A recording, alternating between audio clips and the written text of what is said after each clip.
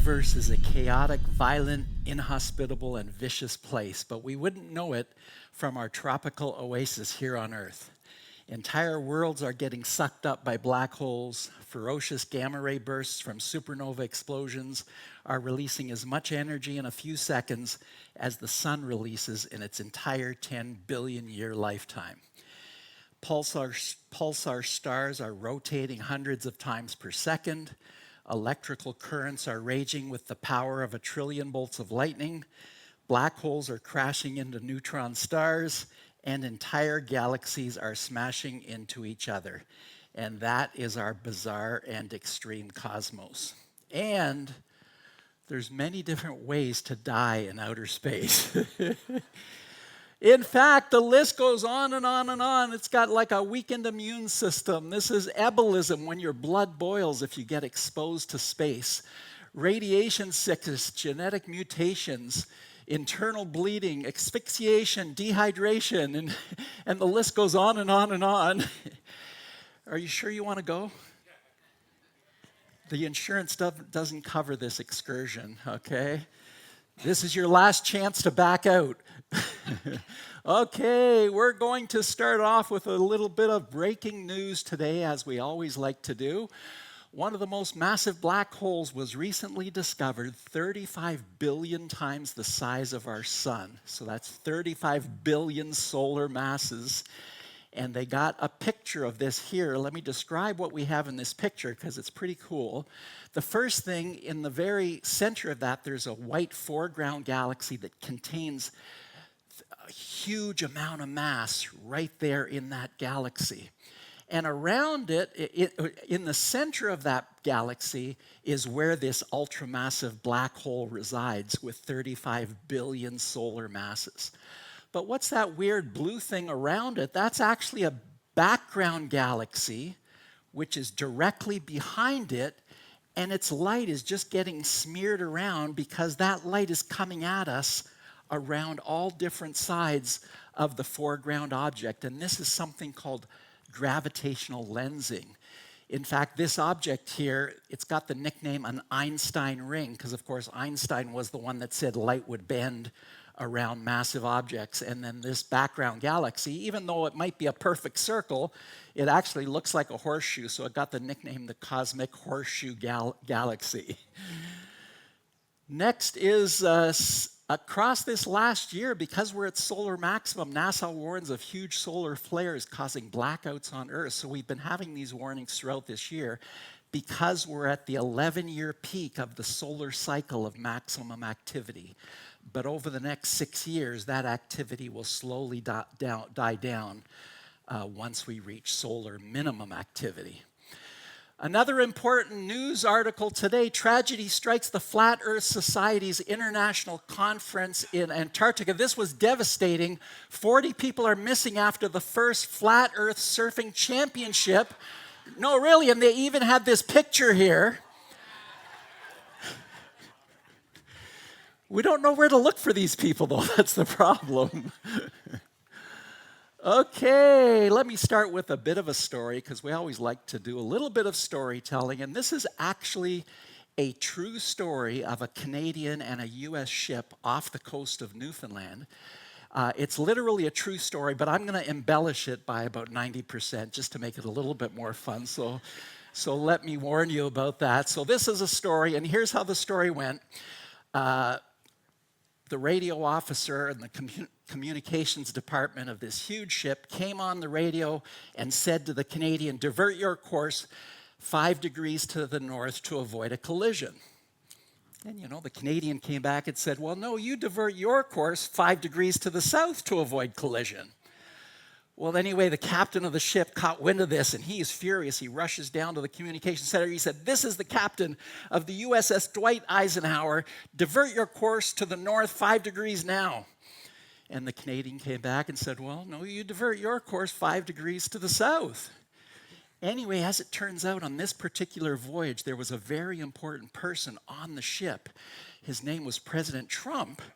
And he caught wind of this, and he rushes down to the communication center. He gets on the speaker, and he says, "This is the President of the United States of America. Divert your course now." And the Canadian came back and said, well, this is a lighthouse, your call.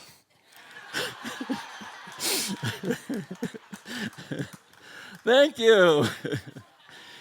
Today, our topic is the bizarre and extreme cosmos. We're going to have fun today. And I realized just this morning, out of my 8 topics, this one is my absolute favorite. No, serious. I mean it this time. Because look, what's more fun than black holes? Everyone wants to learn about black holes, what they are, how can they suck up all that material like a vacuum cleaner.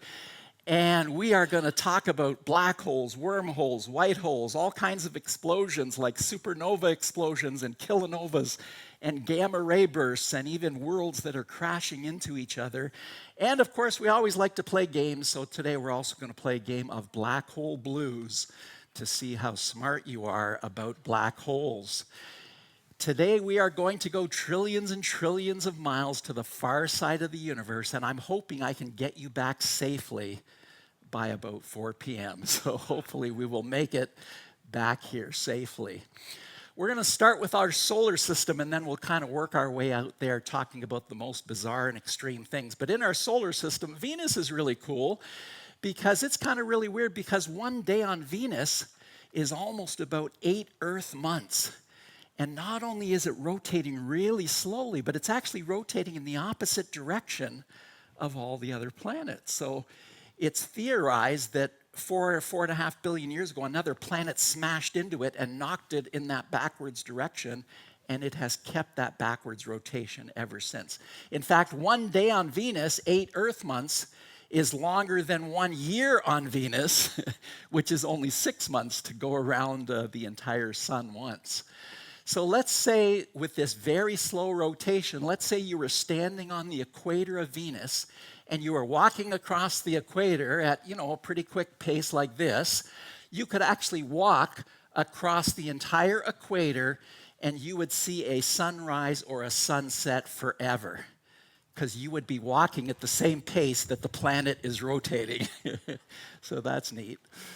And then, of course, there's Mars. It's got a bunch of really bizarre things on Mars, like Olympus Mons, the largest mountain in our solar system, 2.5 times higher than Mount Everest.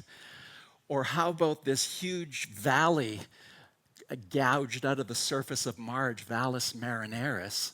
And how big is it relative to the USA? Look at this. This would literally cross the entire USA from the east to the west coast. It would make the Grand Canyon just look like a little scratch in the surface, right? But this thing is huge. And then there was this thing called Comet Shoemaker-Levy that got caught in Jupiter's gravitational pull and literally smashed into Jupiter. But before it smashed into Jupiter, this one comet broke up into 21 separate pieces because it came within a distance of Jupiter, something called the Roche limit, that as soon as you come within that Roche limit, you literally get torn apart by the planet's gravity. And there you can see the infrared view of those things smashing into Jupiter. So luckily, Jupiter took the hit for us on that one, because if that comet would have hit Earth, it probably would have wiped out all life on planet Earth. So thanks to Jupiter for that one. The sun shoots off these coronal mass ejections. This is an actual time-lapse video from NASA's Solar Dynamics Observatory, shooting billions of tons of material out into space. And we have to worry if one of these things ever came in Earth's direction, because here's the size of Earth to scale relative to the sun. And as you can imagine, we would not want to get a direct hit from one of these things, because it would literally potentially cause trillions of dollars of damage, taking down our hydro energy system, wiping out internet and GPS satellites. It could cause major, major damage. Let's talk about wacky weather in the universe. I don't know about you guys, but as Canadians, we love to talk about the weather and how bad it is on certain days or whatever. But let's take a look at that, because we certainly love to complain about those miserable rainy days that we get, or maybe those miserable hot days, but we can't complain too much in Canada because the hottest temperature here was 134.1 degrees in Death Valley, California. You wouldn't want to hang out there for a vacation. Very hot. and miserable windy days, of course, but then, of course, we get extreme weather like Hurricane Irma with over 200-mile-an-hour winds. And look at the size of Hurricane Irma, literally big enough to swallow up all of Cuba, or literally big enough to swallow up all of Florida. And it tore through Cuba and the southeast United States for 16 days, literally causing billions and billions of dollars of damage over the course of those 16 days. But how does this extreme weather compare to the weather that we get in our solar system? Well, here's Jupiter. You've probably heard about the great big red spot. That's basically a massive storm, a giant hurricane. Its height, it's actually taller than Mount Everest, this storm, and it's got wind speeds more than 400 miles an hour, so twice as fast as Hurricane Irma. The sound waves are just incredible. If you were standing near this storm, it would literally instantly burst out your eardrums and kill you instantly. It would be that loud in that storm. It's got lightning bolts that are 10,000 times more powerful than the lightning bolts we get here on Earth. And how long has it been raging for? More than 16 days, like Hurricane Irma? Yeah, at least 400 years this thing's been going on, okay? Imagine that weather forecast. Yeah, it's a hurricane again today. And how big is it? Do you think the Great Red Spot is big enough to swallow up all of Florida? Yes, it can swallow up entire planet Earth. In fact, it's gotten a little smaller in the last couple of hundred years. It used to be big enough to swallow up 3 planet Earths, and now it's getting a little bit smaller, but it can still easily swallow up all of planet Earth. But those winds are nothing compared to our windiest planet in our solar system, which is Neptune, winds of 1,200 miles an hour. What would that do to us if we had 1,200-mile-an-hour winds here on Earth? Well, let's not even go with 1,200 miles an hour. Let's go with 900 miles an hour and see what those winds might actually do to the White House. There would be no warning in the White House. At 900 miles an hour, the windows immediately blow out. The inside of the White House increases in pressure, sort of like a balloon. The roof would immediately be blown away, explosively blown away. And the walls would then fail fairly quickly.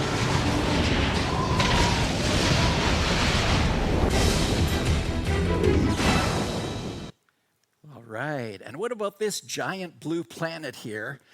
Wow, this thing's 18 times hotter than planet Earth, winds of over 4,000 miles an hour. Wow, this thing would be crazy. Winds 24 times faster than Hurricane Irma. And guess what? It rains molten glass sideways. So I don't think these umbrellas are really going to cut it if you're living on this giant blue planet. How about this planet, though, Carat 7b? This planet actually rains rocks. Okay, so imagine the umbrella you're going to need on this planet. It's going to have to be a heavy metal roof or something, I don't know. And what about Venus? On Venus is even worse. It's raining sulfuric acid. Yeah, sulfuric acid. And the surface pressure on the surface of Venus is over 90 times more pressure than here on the surface of Earth. So that means if you lived on Venus and you happen to have a U.S. Navy submarine in your driveway, that pressure would literally crush that U.S. Navy submarine. That's how strong the pressure would be there. Not only that, but let's check the forecast for today. Yep, again, it's going to be 900 degrees Fahrenheit, hot enough to melt lead. Or as Neil deGrasse Tyson likes to say, if you live on Venus and you want to cook your pizza, just put it out on your windowsill and it'll cook your pizza in less than 4 seconds. Okay, so that's where you want to go for pizza. Then there's this sandstorm reaching Iraq. You can see, of course, in the Middle East, they get these huge sandstorms that literally blanket an entire city or an entire region. But how does that compare to the sandstorms on Mars? This is an image taken by the Mars Reconnaissance Orbit during a giant global sandstorm, and here it was coming up to the rover.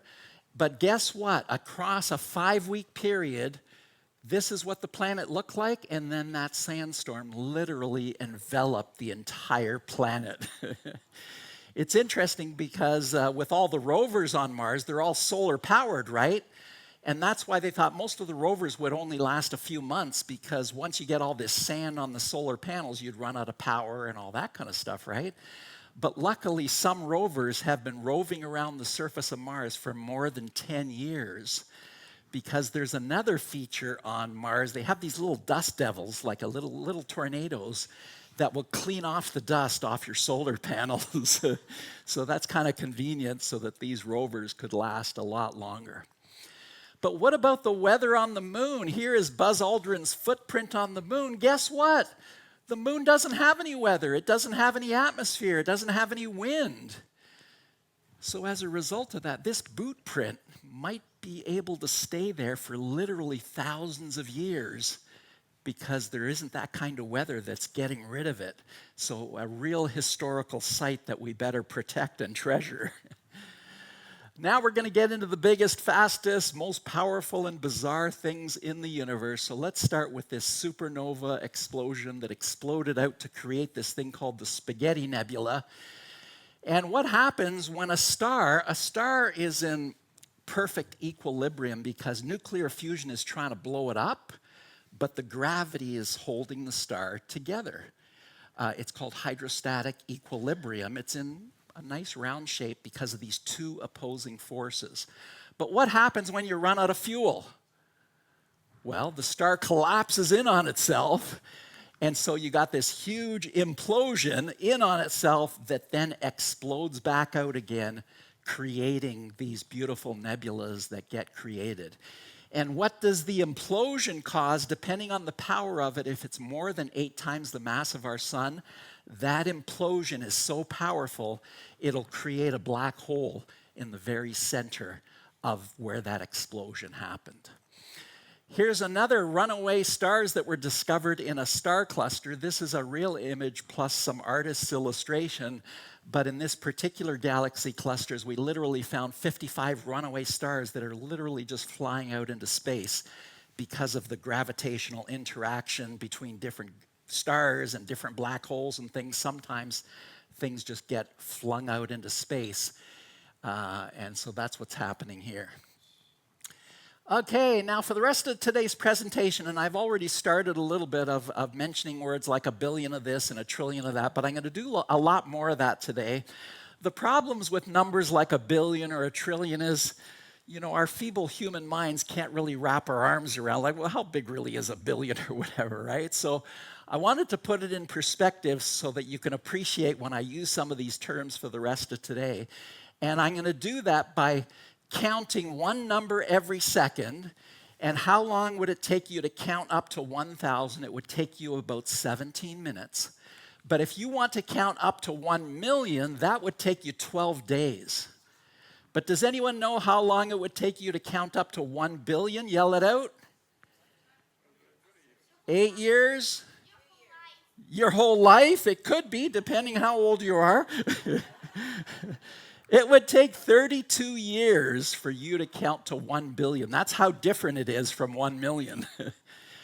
But those numbers aren't big enough to talk about the stuff in the universe. So next, we have to go to 1 trillion. And to count to 1 trillion would take you 32,000 years.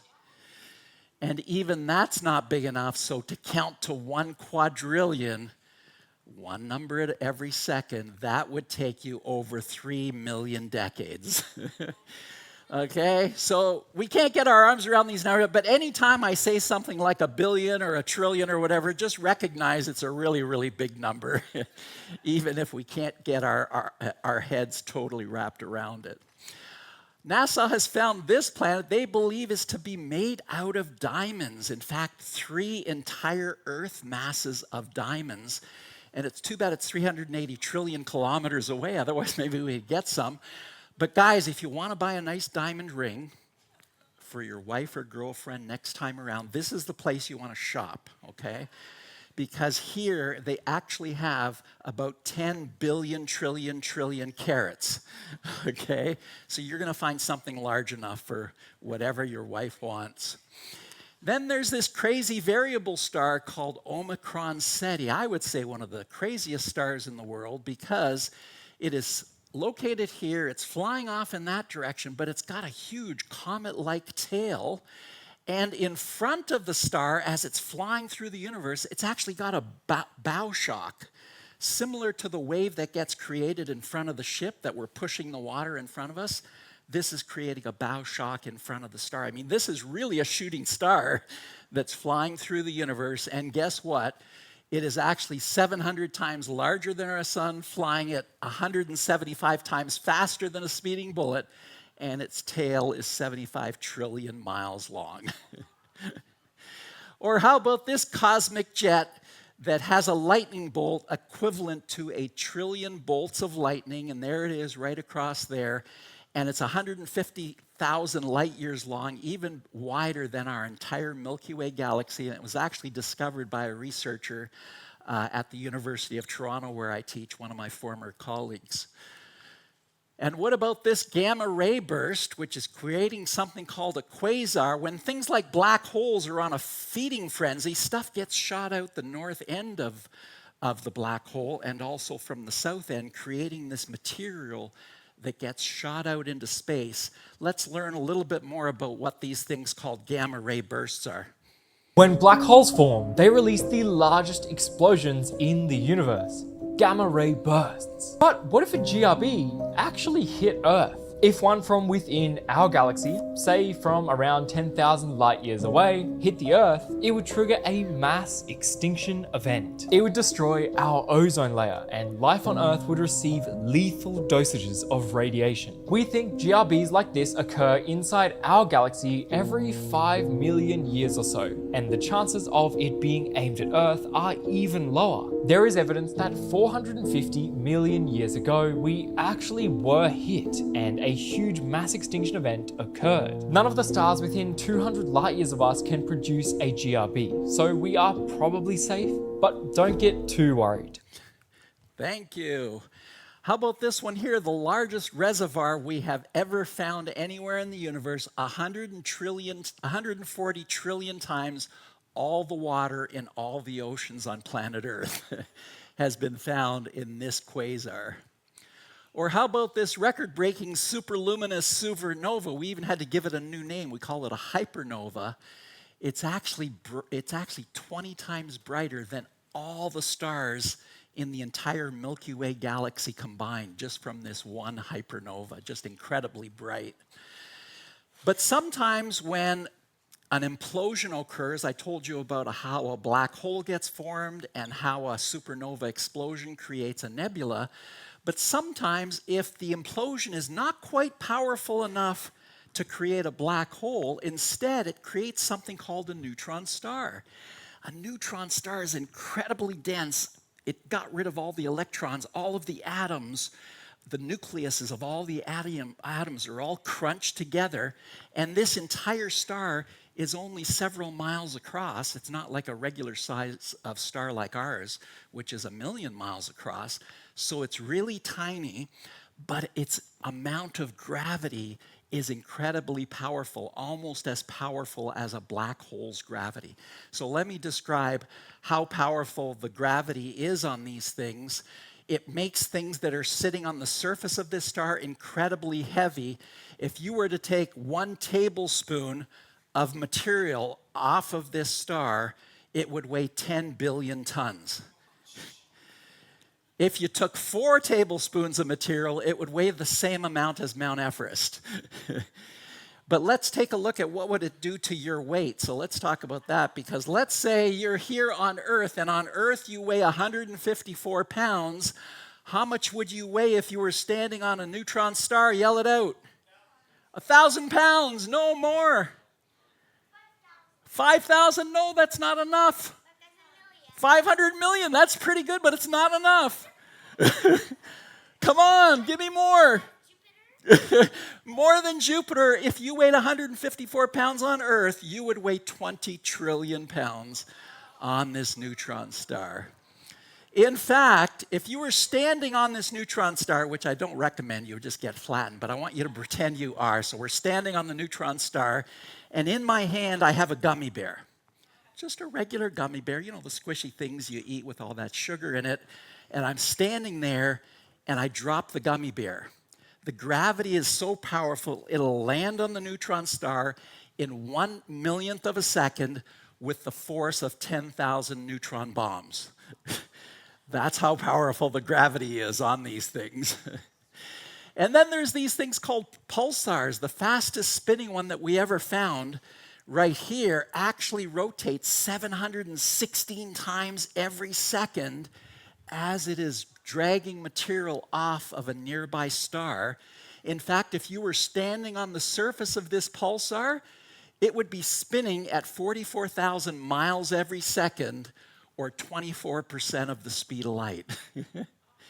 Now, how's this possible for something to learn how to spin around that fast? Because you probably know a little bit about physics that says energy cannot be created or stored. So where's the energy coming from to make this pulsar spin so fast?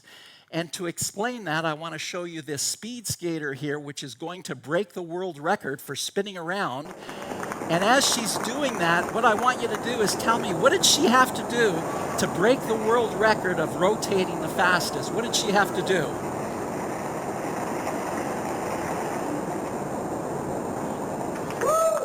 What did she have to do?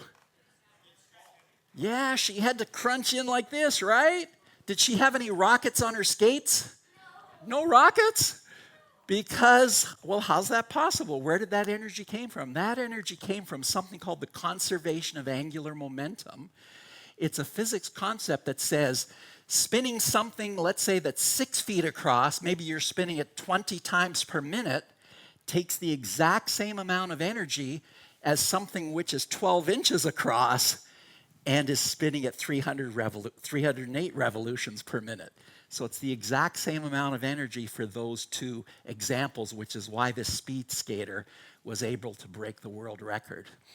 Then there's these things called pulsars that shoot out beams of electromagnetic energy out both the south and the north poles, and we can see this by radio waves and X-rays. It's almost like a lighthouse beacon that we are measuring from telescopes that we have here on planet Earth.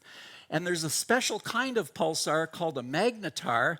Its magnetic field is so powerful, it's up to 10 trillion times more powerful than the magnetic field that's protecting planet Earth. In fact, if one of these things was about 60,000 miles away, roughly a quarter of the distance to the moon, it would literally be strong enough to wipe the magnetic data off your credit card in your pocket. So don't get close to one of these magnetars, otherwise you're not going to have working credit cards. Then there's these things called circumbinary planets, where some planets actually have 2 suns instead of just one. Which movie had a planet with 2 suns? Star Wars. And what was the name of the planet? Anyone remember? Tatooine, exactly. So science fiction knows this stuff already, but what would it be like if you were standing here living on a planet with 2 suns? It would be very different than living on Earth because you would actually have 2 shadows. And every day you would actually see 2 sunrises and 2 sunsets. Very different than what we have here on Earth. But guess what? Science is even more amazing than science fiction because NASA has found the first triple star system. And in this animation here, we got 3 different stars, but here's a planet that's also in this system orbiting in between those 3 stars there, and it gets 140 straight Earth years of daylight. Okay, so if you don't want to go to bed, you can wait 140 years if bedtime comes too soon. Oh, my favorite story is this interstellar gas cloud, and it's actually made up of ethyl alcohol. Yes, what do we use ethyl alcohol for to make what on planet Earth? What do you say? We make beer and alcohol and all that kind of stuff. In fact, this cloud has 300,000 pints of beer in it. No, actually, I got that wrong. Let me rephrase. This cloud actually has 300,000 pints of beer for every person on planet Earth to drink every day for the next billion years. Imagine that party. But I don't know, I wouldn't really want to drink, I wouldn't want to drink this ethyl alcohol. It's laced with hydrogen cyanide and a whole bunch of stuff that would give you a really bad hangover. So I don't recommend it. Are you guys ready to go into the wormhole at the center of a black hole to do the Vassos mind meld? Okay, this one's even better. I'm really going to test you on this one. Let's see how you do on this one. And for the first part of this, I need all of you to hold up the palms of your hand facing towards your face. Okay. And I need you to focus staring, not at your hands, focus staring on the red square in the middle of that thing there. Okay, you're staring at the red square. Okay, now as you've stared at the red square, I think you've done it enough. I now want you to look at the lines in the palm of your hands. See, you guys are right inside a wormhole. Okay, now look back at the square again. Stare at the square. Try not to look at the black lines around it. Only let your eyes see the red square in the middle. You can put your hands down now. You're looking at the red square. Now I need you to turn to your side and look at the face of the person beside you. Look at the face of the person beside you. Why are you laughing? You guys were right in a wormhole. How about that? Okay, but this is even better than that. I'm now going to take you to the deck of a cruise ship that I was recently on. It's an aerial photograph taken by a drone that was looking down at the surface of the ship, and someone on the deck of this ship looks really weird. So I want you to take a close look at different people on the top of this. See if you can find the person that looks really weird.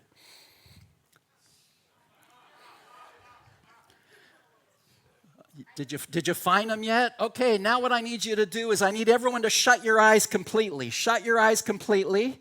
Now just open a little slit of your eyes, not all the way, and look back at that image.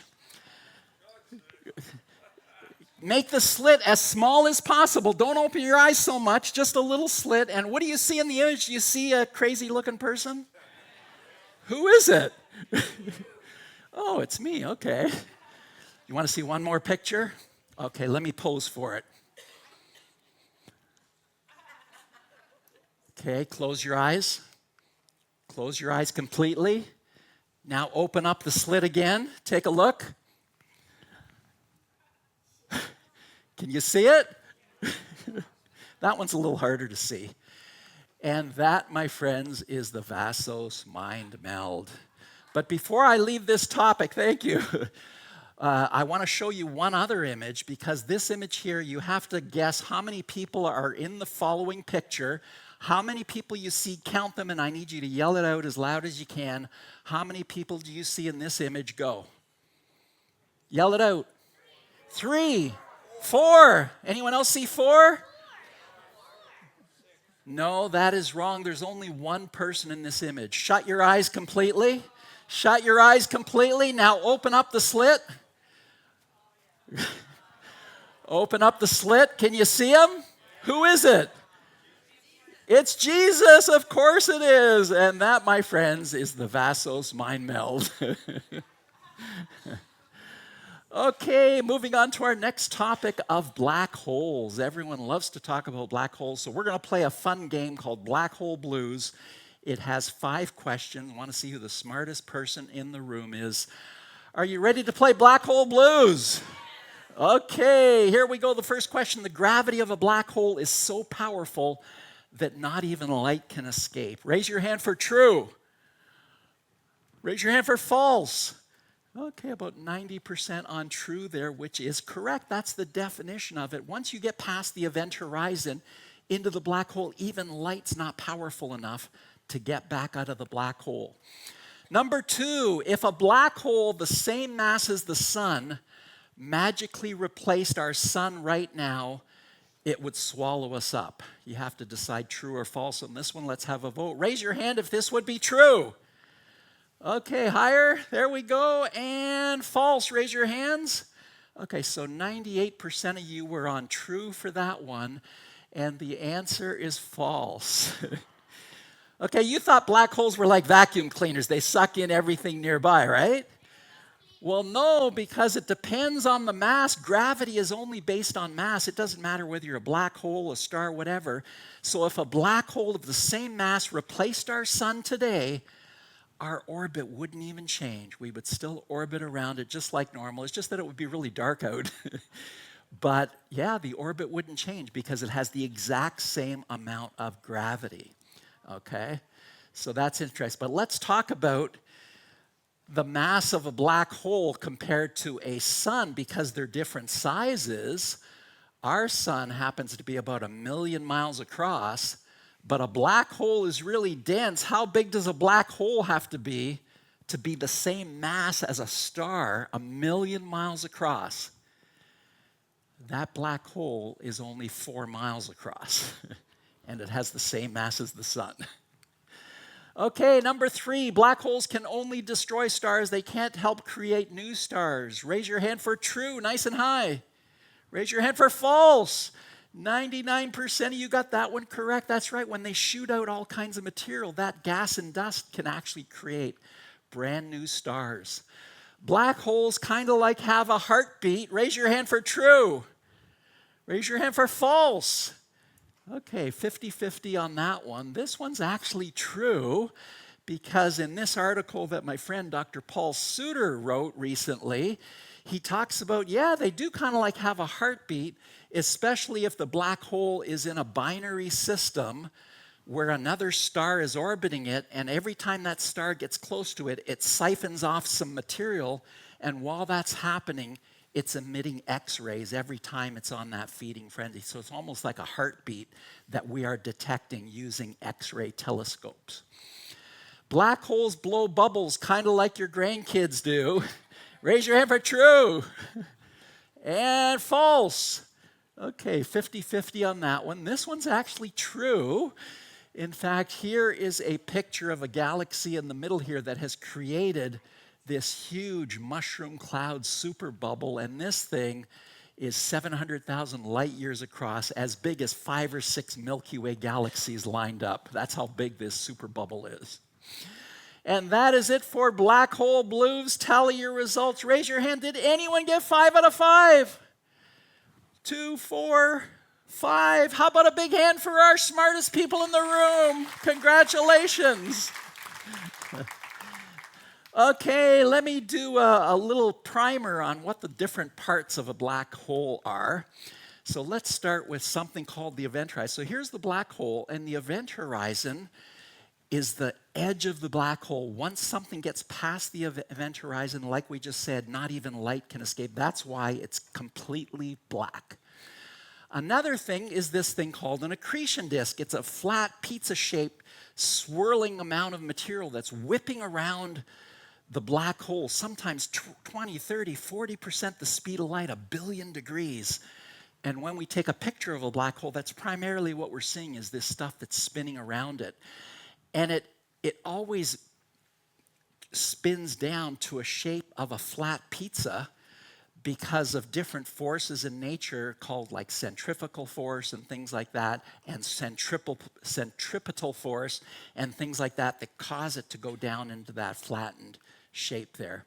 The other thing that a black hole has is this relativistic jet, is stuff shooting away from the black hole when it's on a feeding frenzy.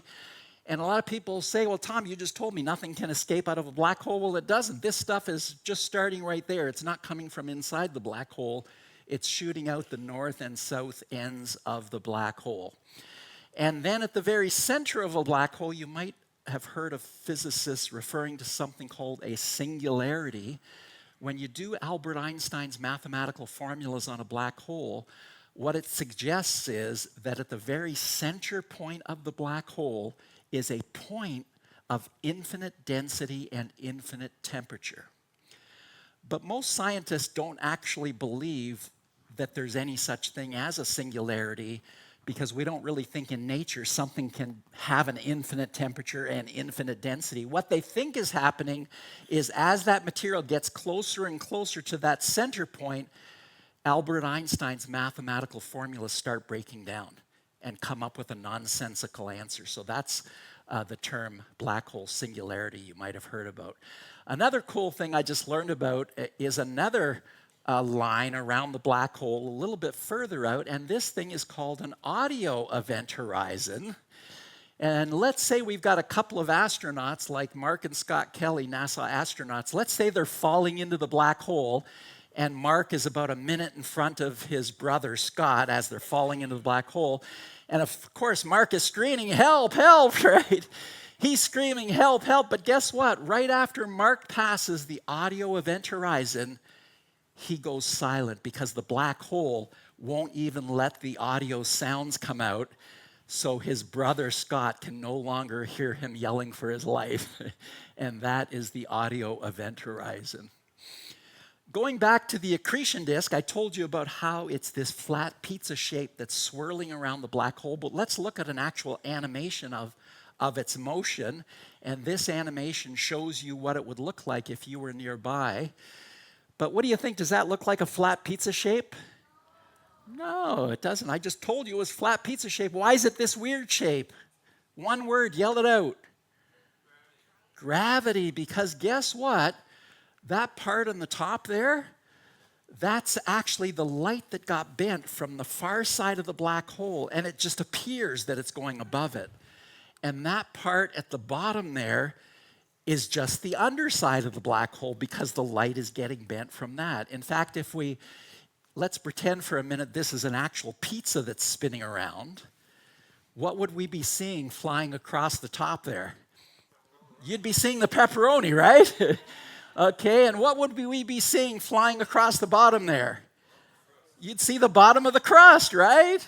But it doesn't look like a pizza shape, but it is a pizza. It's just that gravity is bending the light because the gravity from that black hole is so, so powerful. Another thing I wanted to point out to you is something really, really weird called a photon ring.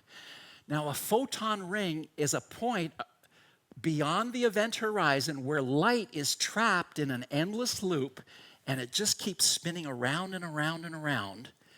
And you'd never be able to get a picture of it because none of those photons of light are coming in our direction of our telescope to get a picture of it. But we know there's this stable spot where light is trapped in an endless loop that just keeps going around and could go around for millions of years. And then the relativistic jets are shooting out from the black hole, and what's causing these things to shoot out is driven by this huge, powerful magnetic field because of the spinning accretion disk. In fact, I got this really great animation I wanted to show you. Here's a black hole here. Here's a star that got too close. So you're going to see death by spaghettification here. This is something called a tidal disruption event. This is what happens when a star gets eaten up by a black hole. Okay, look at that. The accretion disk is swallowing up most of it, but look at that. 90% of the star doesn't even get eaten. It gets blown out into space. So black holes are really messy eaters. So very little of that star is the black hole actually eating. Most of it ends up out in space in the relativistic jet. Let's take a look at the movie Interstellar to see what it would be like to actually fly around a black hole.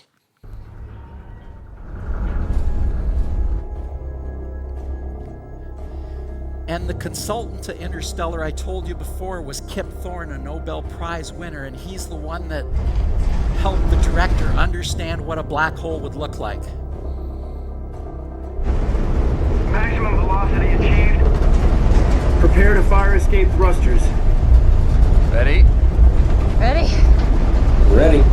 Main engine ignition in 3, 2, 1. Mark.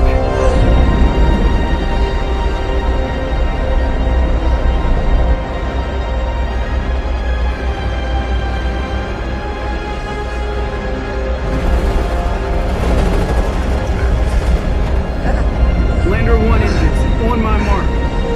3, 2, 1.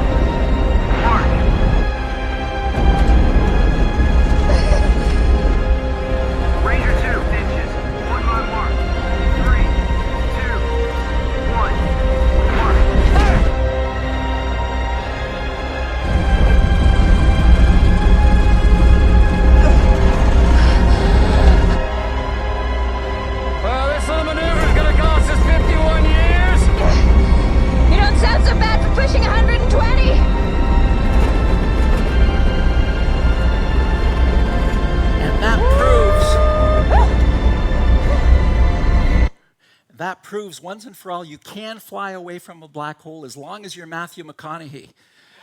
Okay?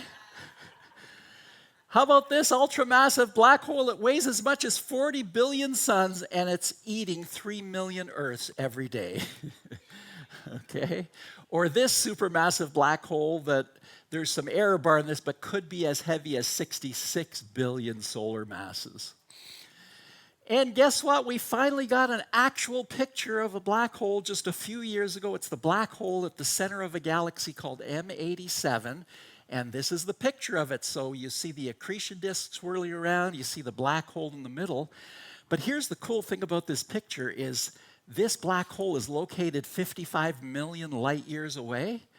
That means this picture we just took is not the way it looks right now. It's the way it looked 55 million years ago. Okay? And it weighs 6.5 billion solar masses. This thing is huge. How big is it compared to our entire solar system? It would literally swallow up all of our planets all the way out to Pluto. And that's how big this black hole is. Then we got a picture of Sagittarius A star, which is the black hole at the center of the Milky Way galaxy. So there's the picture of that one. And let's talk a little bit about how we found the black hole and how we weighed it, all that kind of stuff. So there's a spot at the very center of our galaxy right there called Sagittarius A. And it's just a black spot. You can't see anything there, so I've just put this squiggle there to mark the spot for you. But astronomers at the Keck Observatory in Hawaii have been studying the motion of the stars around this black hole that we found out later was a black hole for the last 35 years. And when they studied the orbital motion of all of these stars, these are the paths that it carved out. And so now you see each of these stars, how they are orbiting in these elliptical orbits, right, like that. And they're all orbiting around that one spot there. And guess what? Using Isaac Newton's formulas, based on the speed of that orbit, how close it gets, the mass of the sun, we can use the shape of this elliptical orbit to calculate the weight of that black hole. It's like a weigh scale, so we can weigh that black hole and determine that it's exactly 4.2 million solar masses. Okay, just amazing how science can figure this stuff out. The other amazing thing about this picture, some of these stars are, when they get really close to the black hole, are orbiting up to 8% of the speed of light. Imagine a star traveling at 8% of the speed of light. That is fast. What happens if you fall into a black hole? No, you do not want to fall into a black hole. This would not be good, but what's it called? What happens to you? Yes, it's called spaghettification. If you were an astronaut and you fall into a black hole, you would get totally squished and stretched out. It would literally drag you into the black hole. It would start with your foot, then it would grab your big toe, and then literally it would drag you into the black hole, literally one atom at a time. Why? Because even if you're only 6 feet tall, the gravitational pull on your feet, if you're falling in feet first, is that much more powerful than the gravity at the top of your head, and that's why it's grabbing your foot first and literally dragging you in. Okay, we saw this image earlier this morning, and this is falling into a black hole. We talked about how, according to Einstein, you might fall right through a wormhole at the center of a black hole. So instead of a singularity, there might be a wormhole that shoots you off to another part of the universe. And Hollywood has done a great job of showing us what it might be like to fly through wormholes. And my favorite wormhole scene is in the movie Contact. Let's take a look at what it would be like to fly through a wormhole. I'm in another wormhole now! I had no idea. A series of them! They're alive. It's like some kind of a transit system! Is there some way?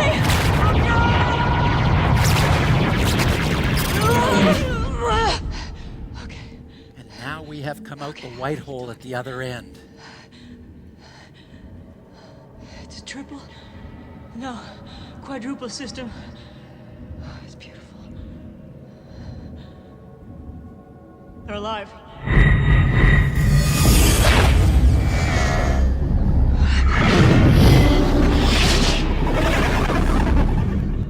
Thank you, Jodie Foster, for taking us through a wormhole, and that is it for the expedition to the Bizzare and Extreme. Wasn't that fun? Okay, we got a few more minutes, so let me wrap up with a few different items. Once again, you get to sleep in a little tomorrow, 10 a.m., and I hope you're enjoying this whole series of events we're doing for you. If you are, next time you're at the guest services desk, feel free to leave a comment, because any comments you leave there, it'll come to me and to Gail and to Dario, so please let us know how you're liking the series. And don't forget, change your clock forward an hour tonight. Did I get it right? Did anyone double check that? I'm pretty sure that's it. Okay, good. Okay, are you ready? Can you outsmart a ninth grader? No? We've got some help over here. Okay, so we're only one question in this one, so try really hard. You might get it. And here it is. I'm going to make an outrageous statement, is that I have stood on the moon and Mars. You have to decide if that's true or not. Maybe you know how many astronauts have been on the moon, Mars, whatever. Everyone has to vote. Tom has stood on the moon and Mars. Raise your hand for true. Oh, we got two hands there. Raise your hand for false. Yes, 99% of you are wrong, because the answer to this is true. And I'm going to tell you how I did it. Are you ready? Okay, here's the story. You see those impact craters there? Over the past 4.5 billion years, meteorites have been smashing into the moon and smashing into Mars. And when they do that, they unleash billions of tons of material out into space, as long as the velocity of those objects exceeds something called the escape velocity of that moon or planet. If it does, that material gets shot out into the solar system and has been orbiting around our solar system, those little pieces of Mars and the moon, for the last 4.5 billion years. In fact, those pieces have been found on Earth, and now you can actually buy pieces of a moon rock and a Mars rock. And these two pieces that I'm showing you here, I liked them so much that I bought them. And I added them to my meteorite petting zoo. So actually, not only have I walked on the moon and Mars before, but I'm actually standing on the moon and Mars right now. Yes, I am, because I happen to have a piece of the moon and Mars right here.